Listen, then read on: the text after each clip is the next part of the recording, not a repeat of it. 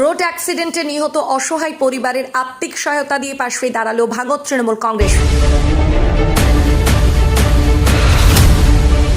গত শুক্রবার ভাঙড় 2 নম্বর ব্লকে সোনপুরে অ্যাক্সিডেন্ট করে চণ্ডীহাট গ্রামের 2 বাসিন্দা।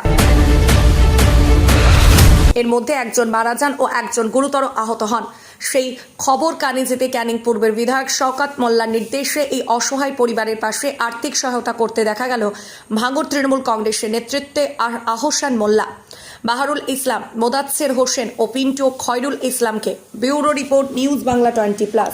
চণ্ডীহাট গ্রামে আমাদের গত দুদিন আগে আমাদের মুজিবার ভাই আছেন এবং সঙ্গে আরেকজন বাইক আরোহী ছিল আইনুল ভাই। বাইক অ্যাক্সিডেন্টে সোনপুর বাজারে একজন মারা গেছে এবং একজন অসুস্থ আছে। তো গতকালই মারা গেছে, তার মাটি হয়ে গেছে।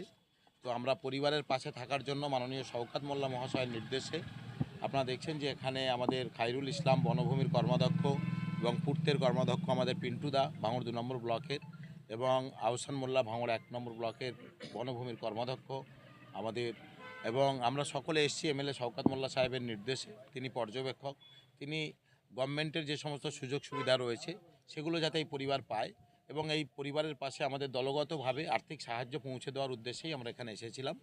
আমরা এই পরিবারের পাশে ভাঙড় বিধানসভার যে সমস্ত মানুষ আছেন সকলেই কোনো সমস্যায় পড়লে মাননীয় শওকত মোল্লা যেভাবে পাশে থাকেন, আমরা মমতা বন্দ্যোপাধ্যায় এবং অভিষেক বন্দ্যোপাধ্যায়ের নির্দেশ মোতাবেক আমরা মানুষের জন্য কাজ করি, মানুষের খোঁজখবর রাখার জন্যই আমরা মূলত এসেছি এবং শওকত মোল্লার নির্দেশে আমরা আর্থিক সাহায্য পৌঁছে দিতেই এসেছি।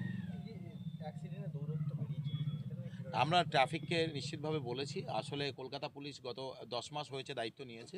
কলকাতা পুলিশের ট্রাফিক আরও বিভিন্ন জায়গায় আসলে আমাদের রাস্তাঘাটগুলো যে সমস্ত জায়গায় লাইট যে লাগানোর ব্যবস্থা আছে সেগুলো করছে এবং ট্রাফিকরা এখনও গুছিয়ে উঠতে পারেনি। আমরা প্রশাসনকে বলেছি যে অ্যাক্সিডেন্টের এই সমস্ত মারা যাচ্ছে বা বিভিন্ন কারণে যাতে আরও সুন্দরভাবে হয় ট্রাফিক।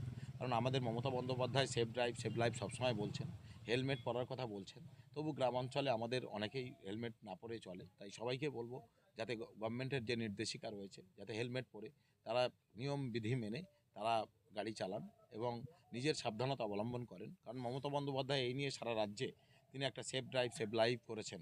কারণ নিজের জীবনটা আগে গাড়ি চালানোর থেকে বড়, সময়ের থেকে জীবনের মূল্য অনেক বেশি। তাই হয়তো সময় একটু বেশি লাগলেও আপনাদের একটু সকলকেই আমি অনুরোধ করব আপনাদের মাধ্যমে যে সেফ ড্রাইভ সেভ লাইফ, যে হেলমেট পরে যদি থাকতো আজকে দুজনের মাথায় হয়তো এই চোটটা আসতো না। তাই সবাইকে আমি অনুরোধ করব এবং আমাদের শওকত মোল্লা সাহেব এবং আমাদের সরকার চেষ্টা করছেন যে অ্যাক্সিডেন্ট যাতে কমে, ট্রাফিক ব্যবস্থা আরও যাতে সুন্দর হয়, এটাই বল।